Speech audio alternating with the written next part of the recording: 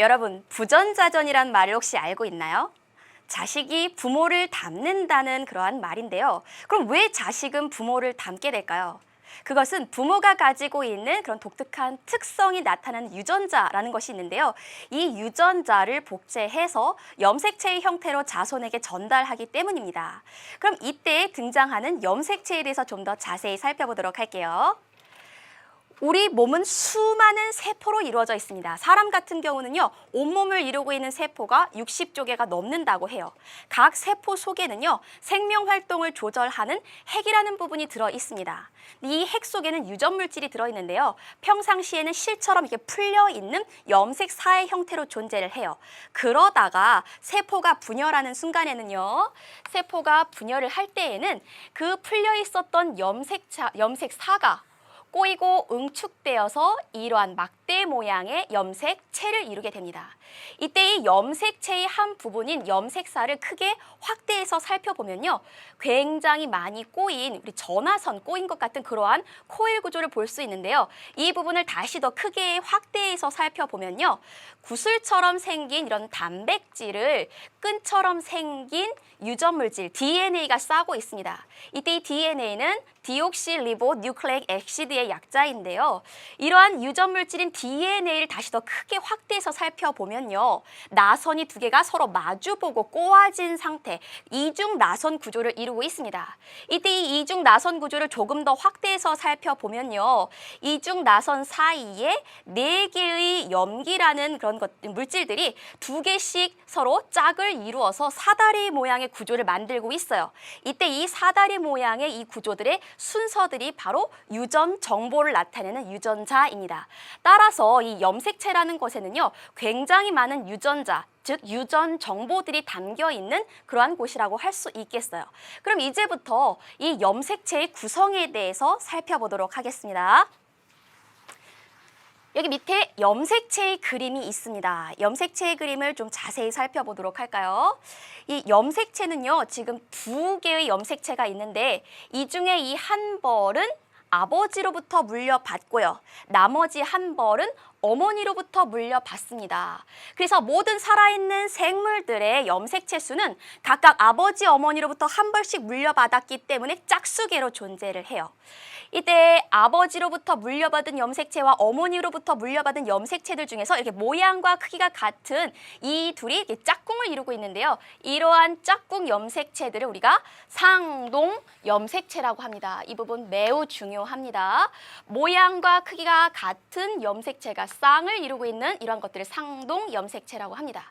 그럼 이 상동 염색체 중에 한 벌은 아버지로부터, 나머지 한 벌은 N이라 표시한다면 어머니로부터 물려받았죠. 따라서 상동 염색체는요, 이 N개로 표현을 합니다. 그러면 이 상동 염색체의 더 자세한 염색체의 한 부분을 살펴보도록 할게요. 그 다음 볼게요. 그 다음을 보면요. 이 하나의 염색체를 이루고 있는 막대가 총 2개가 있습니다. 그때 이 각각의 막대를 우리는 염색 분체라고 불러요. 이 염색 분체는요, 언제 관찰되느냐? 일상생활에서는, 그러니까 평상시일 때에는 이 염색 분체 하나에 해당하는 유전자가 들어 있습니다. 그러다가 세포 분열을 준비하는 시기에는 이 염색 분체 하나를 이루고 있었던 이 유전 물질이 2배로 복제가 됩니다. 그래서 총 염색 분체 2개로 이루어진 이러한 염색체 형태로 존재를 하다가 나중에 분열 후기가 되면 각각이 분열되어서 양쪽으로 이동을 하게 돼요. 이러한 각각을 우리는 염색 분체라고 합니다. 이때 하나의 염색 분체에서 다른 하나의 염색 분체가 복제되었기 때문에 이 2개의 염색 분체는 유전적인 정보가 동일합니다. 이쪽도 마찬가지겠죠? 하나의 염색 분체로부터 다른 것이 복제되었기 때문에 둘 다 유전적인 구성이 같습니다. 근데 우리가 여기서 주의할 게 있어요. 염색 분체, 염색체, 상동 염색체 이 셋의 관계예요. 지금 퀴즈를 하나 낼게요. 지금 이 그림에는 염색체가 총 몇 개 그려져 있을까요? 염색체는요, 여기 1개, 여기 2개, 총 2개 있습니다. 그렇다면 총 염색 분체의 개수는 몇 개일까요? 염색 분체라고 하는 것은 염색체를 이루고 있는 각각의 이 긴 막대기 부분을 염색 분체라고 했죠. 따라서 염색 분체는 하나, 둘, 셋, 네 개로 이루어져 있습니다. 그럼 여긴 상동 염색체가 몇 개 있을까요? 모양과 크기가 같은 염색체가 이게 2개 있지요. 여기에는 이 2개의 염색체의 관계를 우리는 상동 염색체라고 할 수 있습니다. 그러면 이제부터는 염색체의 수와 모양에 대한 이야기를 해보도록 할게요. 밑에 표를 먼저 보도록 할게요. 지금 이 표에는요, 여러 생물들의 염색체 개수들이 나타나 있습니다. 이 중에서 제일 중요한 사람 먼저 볼게요. 사람 몸에는 굉장히 많은 세포들이 들어있는데 그 각 세포마다 46개의 염색체가 들어있습니다. 다른 생물은 몰라도요, 사람의 염색체 수는 꼭 알고 있어야 되겠죠. 그렇다면 선생님만 46개의 염색체를 가지고 있느냐? 그게 아니죠. 모든 생물 중에 사람이라면 다 46개의 염색체를 가지고 있습니다. 뿐만 아니라 소는 60개, 침팬지 48개, 초파리 8개. 여기를 보면 염색체의 수가 다 짝수개이죠. 그 이유는 한 벌은 아버지, 한 벌은 어머니로부터 물려받았기 때문에 항상 이렇게 짝수인 거죠. 이렇게 모양과 크기가 같은 염색틀이 짝을 이루는 것을 우리는 상동 염색체라고 배웠죠. 그래서 이것을 통해 무엇을 알 수 있느냐? 생물 종류에 따라서 염색체의 수가 다르다는 거 알 수 있어요. 뿐만 아니라 생물 종류에 따라서 염색체의 모양도 다릅니다. 그래서 한 종류의 생물을 구성하는 모든 체세포에는 같은 개수, 같은 모양의 염색체가 들어 있습니다. 즉, 염색체의 수와 모양은 그 생물을 결정하는 특정 성질이라고 할 수 있겠습니다. 그러면 우리가 그 다음 이 중에서 사람의 염색체에 대해서 좀 더 자세히 살펴보도록 할게요. 사람의 각 세포 속에 들어있는 염색체는 총 몇 개? 그렇죠. 46개 들어있습니다. 지금 이 그림을 보면요. 왼쪽은 남자의 염색체고요. 오른쪽은 여자의 염색체입니다. 각각의 염색체 개수를 한번 세볼게요. 남자도 하나, 둘, 셋, 넷, 다 세면 46개. 여자도 하나, 둘, 셋, 넷, 다 세면 46개입니다. 근데 남자든 여자든 이 그림 중에 여자를 먼저 보도록 할게요. 이 여자의 염색체를 보면요. 모양과 크기가 같은 염색체들이 이렇게 둘씩 이렇게 짝을 이루고 있죠. 이때 이 두 염색체 사이의 관계를 우리가 상동 염색체라고 했어요. 그렇다면 이 상동 염색체는 총 몇 쌍이 있나요? 총 23쌍이 있죠.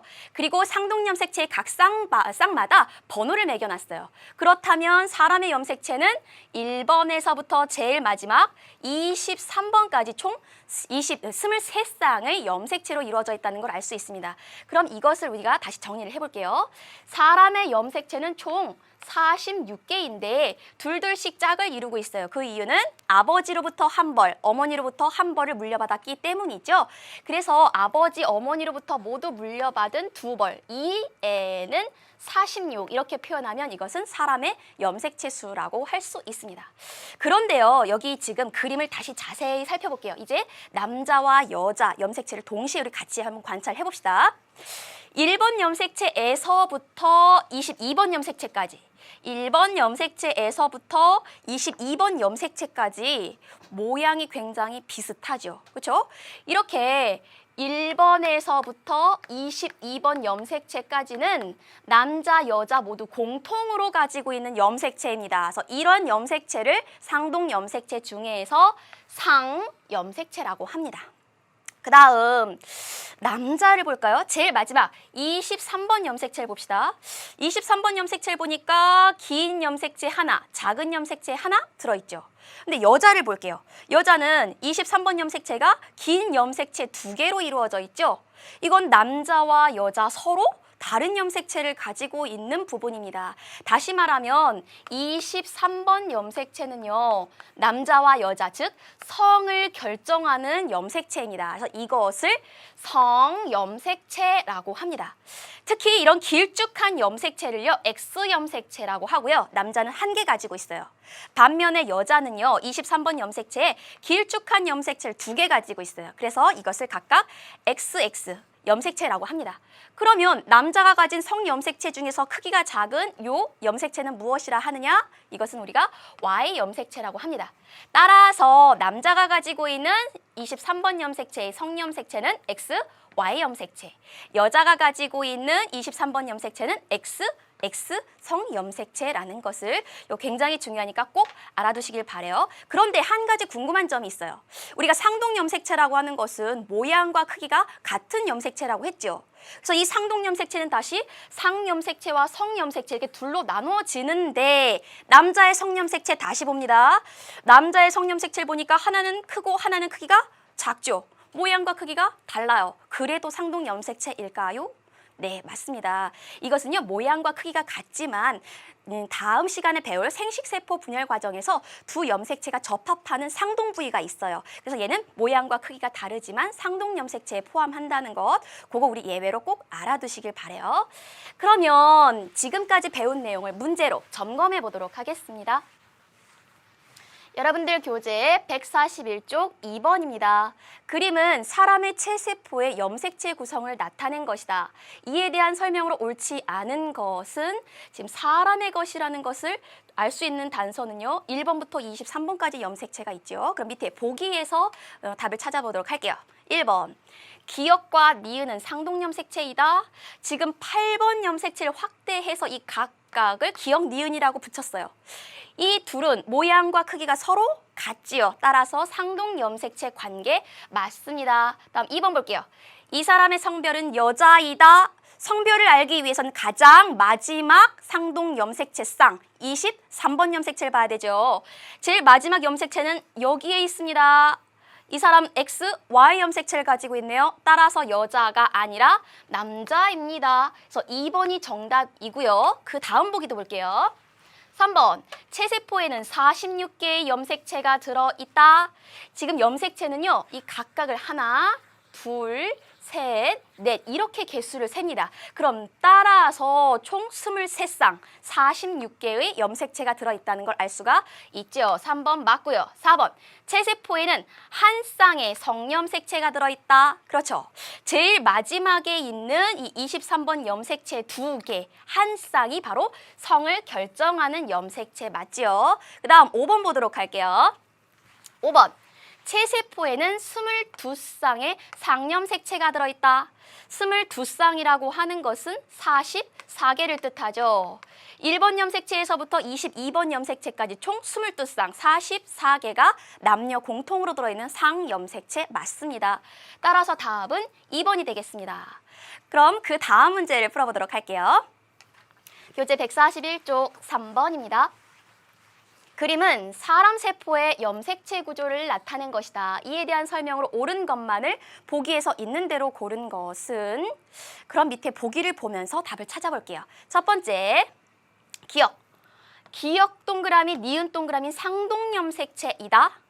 상동염색체라고 하는 것은 한 벌은 아버지, 한 벌은 어머니로부터 물려받은 이 짝꿍 염색체들이에요. 그렇죠? 그런데 지금 여기에는 염색체가 몇 개 표현되어 있느냐? 염색체가 한 개 있어요. 그럼 이때 이 염색체의 이 각각의 부분을 뭐라고 불렀나요? 기역, 니은 모두 상동염색체가 아니라 염색 분체라고 부르죠. 이 염색 분체는 어떻게 해서 만들어져요?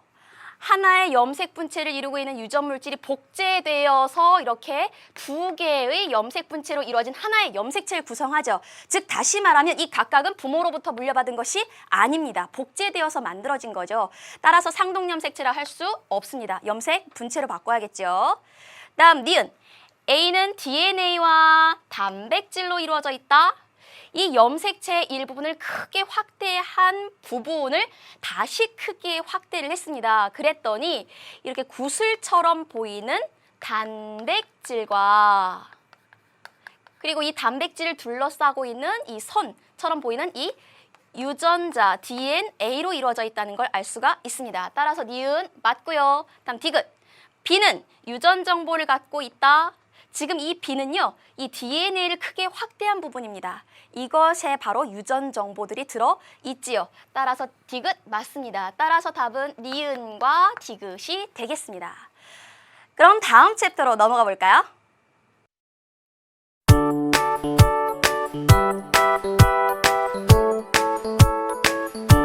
안녕.